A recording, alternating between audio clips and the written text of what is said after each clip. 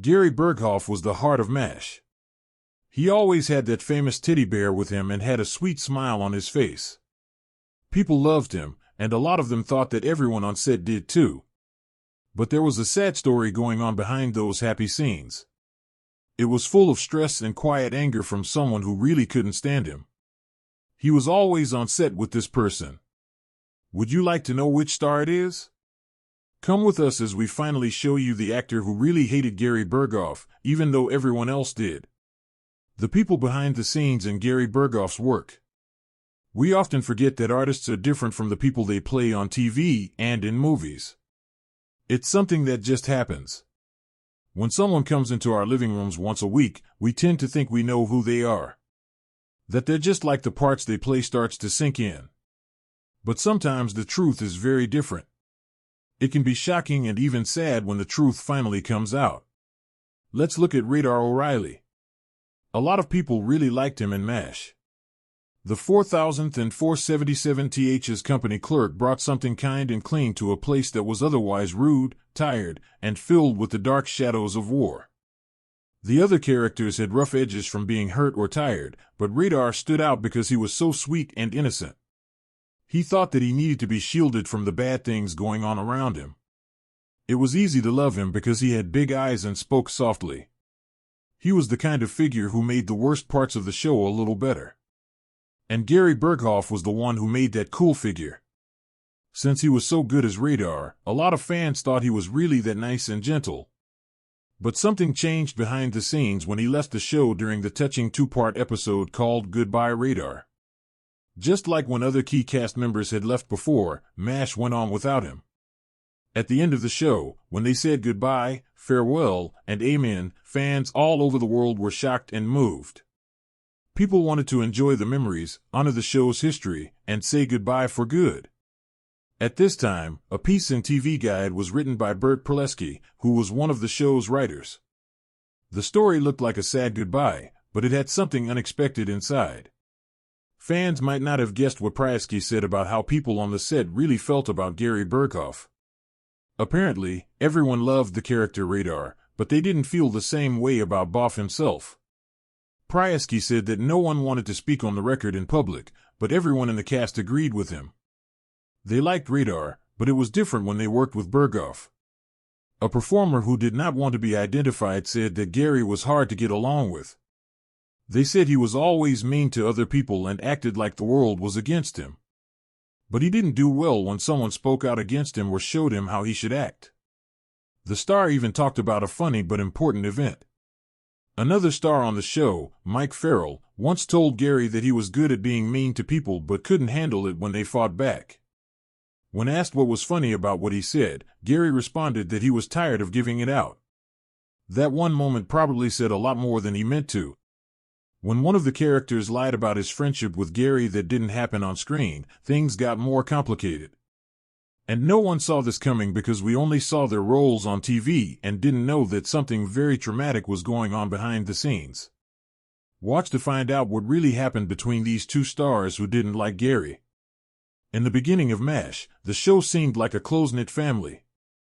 It looked like everyone got along great on TV. Things were not always as warm and lovely behind the camera as people thought. Mlan Stevenson, who played the laid-back and sometimes overwhelmed Colonel Henry Blake in the original group, quit the show in the end. Most people thought he quit because he was sick of always having to be second to Hawkeye Pierce, played by Alan Alda, who was attractive and smart. But it looks like there may have been a more serious reason for his quick departure. Mlan Stevenson talked about the people he worked with on the show one time. He said that most people got along with him. In fact, he said that everyone in the group was great except for one. One person he spent the most time and had the most scenes with was Gary Burghoff. They didn't always get along, though. Gary played Radar, the good-hearted clerk who always stayed by the colonel's side. On the show, they looked like the perfect pair. One would give orders, and the other would do what they said. Things weren't always so easy in real life, though. Stevenson told Gary that his feelings toward him were a mix of respect and anger. He said Gary was one of the best actors they had, if not the best. But sometimes they didn't get along. Things they thought were small would sometimes get worse before they could fix them. Stevenson also admitted that he wasn't always easy to work with. His confidence started to grow as his character became more well-known. Perhaps too much. His pride might have made things harder, and he didn't think he was totally blameless when they fought. However, Mland wasn't the only one who had a rough time with Gary. There were reports on the set at one point that Gary was sometimes difficult to be around. There were stories that showed more than just small disagreements. A book about Alan Alda that came out in the early 1980s said that Gary and Mland once got into a loud and heated fight. It kept going. Someone said that Wayne Rogers, who played Trapper John and was known for being cool under pressure, got so mad at Gary one time that he threw a chair at him. Fans thought something else was going on when they saw that on TV. There were tense moments going on behind closed doors, but it didn't show in how they were acting. Radar's bond with Colonel Blake was one of the deepest on the show. The sadness on Radar's face seemed very real when Colonel Blake was killed off at the end of the third season and his character died in a terrible plane crash. Many people watching were deeply moved by that scene, which is still one of the most moving in TV history. Still, the truth is that the set wasn't always a nice place to be. But who knows? This could be one reason Gary had to leave the season 7 set. What if it's not? We're still going to talk about it. For now, we're still thinking about how Gary's appearance in the movie mostly led to problems and stress. MASH had its share of real-life problems that were hidden behind the jokes and laughter. The players were real people with flaws, feelings, and short tempers. Fans thought that Colonel Blake and Radar had a better relationship on screen than in real life. However, it was still a strong representation of two men trying to do their jobs in the best way possible, no matter what happened when the cameras stopped rolling.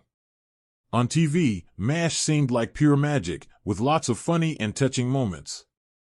But there were hints that some of the issues that happened behind the scenes made their way into the show, especially in how other characters treated Radar, played by Gary Burghoff.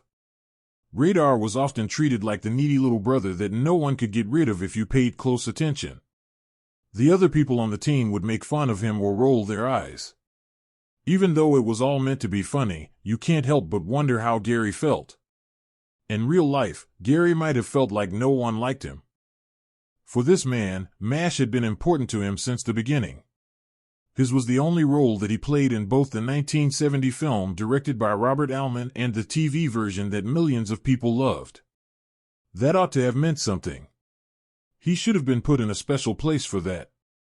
But on the show, his character was mostly used as stand-in and someone that everyone made fun of, even though he played the part with a lot of heart. As time went on, different players started to play more interesting parts. Alan Alda, for example, did more than just act in shows, he also wrote and directed them. Gary also felt like he should show more of himself on the show. Even writing an episode about Radar was his way of trying to show more about the character he had put so much of himself into. But that episode was never shown on TV. It must have been painful to see other people take the lead in creative work while his ideas were quietly thrown out. He might have thought his voice didn't matter as much as the others on the team. That's where some of the sadness starts to creep in. Slowly, the little times when you felt left out, the small fights, and the mistakes that happened behind closed doors may have added up over time. He and Mland Stevenson were said to have had disagreements, but those were only a small part of a bigger story. Gary may have felt like he wasn't recognized even though he was a big part of something so famous. But despite the disagreements, the angry times, and the emotional strain, both Mland Stevenson and Gary Burghoff helped make something that will never be forgotten. One of the most loved shows ever was made possible by their work. Even though they didn't always agree, they helped shape the spirit of MASH together. The love for the show will never go away, no matter what happened off-screen. No one or anything can ever take away their accomplishments or the difference they made. There is already proof of their legacy, but it's important to know that Gary's part and the hatred he felt had a real impact on his career and personal life in many ways. Let's find out what went wrong. What happens when you play the part of Radar? Fame may seem like a lovely dream, but it's not always what it seems. There's often a side that feels sad and alone. More than most, Gary Burghoff knew this to be true. He played the sweet and memorable Radar O'Reilly on MASH. His face was known in every home in the country when the show was at its peak in success. People liked the show, but Radar was more than just a character. It was a part of culture. He became a sign of purity and kindness in a world torn by war. People loved him, not just watched him. They remembered every smile, stutter, and shy look he gave them. But as Radar became more well-known, Gary's personal life began to get smaller. Radar's shadow seemed to go on for a while longer than Gary's thoughts. People loved the figure so much that it took the attention away from the man who created it. That focus began to burn as time went on. In an honest interview with a local newspaper from Eau Claire, Wisconsin, years later, Gary talked about what fame had really done to his life. He said that he probably wouldn't have taken the part in the first place if he knew what he knows now, even though MASH was very important to him. That statement wasn't made out of anger, it was made from knowing things better over time. Gary was in a very different place when he first took on the job. He wasn't a dad yet. He wasn't married. He was focused on playing at that time. His job came first. As the years went by, though, his family became much more important to him. When he had a child, everything changed. All of a sudden, his kids were everything to him. And all he wanted was to be with them and make sure they had a good life. But being Radar made that dream hard to reach. When he took his kids outside, the peace went away. People would stop and shout his character's name everywhere he went. Strangers were calling out to him, wanting pictures, autographs, or just a moment with the man they'd seen on TV. He wasn't able to enjoy quiet family time. It happened more than once. Everyone saw it happen. The recognition was impossible to avoid. A walk in the park or a meal at a diner became a public event. The eyes were always on him. That kind of attention might sound fun at first, but Gary got tired of it. He never got to fully enjoy the little things that came with being a dad because he was always in the focus, even when he didn't want to be there. His kids had more than just a dad. Their dad was a part of the whole world. It hurt a lot. He once told me in a soft and simple way. He said that having a family is important for being whole. You need to be able to make memories with your loved ones that are just for you, laugh easily, and sit still. But those times are often taken away from you when you're popular. He was stopped even when he was out with his kids. It hurt me badly, no matter how nice the fans were. His time, his freedom, and his peace. When we talk about freedom, do you think this is one reason he left the set in the 7th season? You might be right if you said yes, but there was more to it than that. This was something that no one planned from the start, and it left the set in the worst way possible. A lot of people could. Most people agree that Gary left the MASH in the worst way possible. This is for an actor who was mostly liked by the crowd but not by his fellow actors. A sad 2-part show from 1979 called Goodbye Radar said goodbye to Gary Burghoff's character. Many fans agreed that things weren't quite the same without Radar, even though the show went on after he left. His kind heart, boyish charm, and soft spirit had left a hole that was hard to fill. However, the camp moved on, and the spot where Radar used to be seemed to still be empty. Gary quit a part that made him famous and loved by people all over the world. Why did he opt to do this? Like many things in life, the answer wasn't easy. One of the show's main directors, Charles S. Dubin, once said that Gary was starting to feel like he wasn't getting enough attention or praise. His story said that Gary thought he wasn't getting enough credit for all the work he put into playing Radar. He felt that way more and more as time went on. But Gary wasn't just angry at work that made him want to leave. Behind the scenes, things were also bad in his personal life. Dubin said that Gary was having a lot of problems in his marriage while the show was shooting. He quietly let those personal problems show in his acting, especially in an emotional scene in his last episode. Something inside Gary's character broke when he talked about the future he wanted with a woman he liked. He started crying right there on the set. The movie had to stop, and Dubin took him for a slow walk around the quiet back lot of Fox Studios so he could catch his breath. That wasn't just acting at that point. It was true, honest, and very human. When Gary said goodbye to the show, it felt like he was also trying to hold himself together while letting go of a lot more. It's interesting that Gary himself never went into a lot of depth about why he quit MASH.